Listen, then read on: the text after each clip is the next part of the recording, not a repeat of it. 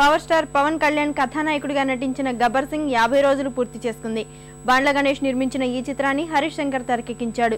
శృతి హాసన్ కథానాయిక, దేవిశ్రీ ప్రసాద్ అందించిన మ్యూజిక్ ప్రేక్షకుల చేత కేక పెట్టించింది. సంచలన విజయం సాధించిన గబ్బర్ సింగ్ టాలీవుడ్ రికార్డులను తిరగరాస్తూ ఇండస్ట్రీ హిట్ దిశగా దూసుకెళ్తోంది.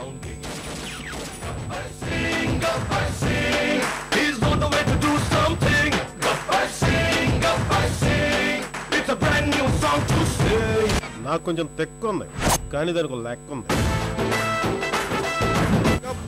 గబ్బర్ సింగ్ ఇక్కడ కన్ను లాంటి కన్నులున్న జున్ను లాంటి పిల్ల,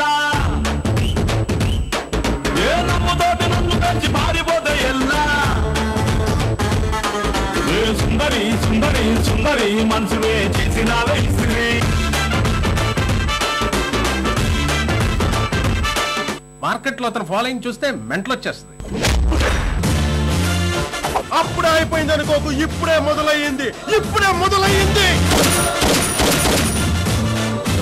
ఏంటి ఇందాకటి నుంచి ఆర్డర్స్ వేస్తున్నారు? ఏం లేదే, పెళ్ళాం పనులు చేస్తున్నా చూడాలి. చిన్నప్పటి నుంచి ఆ కోరికుండిపోయి ఎప్పుడు చూసినా తుపాకీ పట్టుకుని రౌడీల వెంట పడతారు. భయమేదా మీకు? భయమా? నాక గబ్బర్ సింగ్ భయమా? ఆకాశం అమ్మాయి అయితే నీలా ఉంటుందే.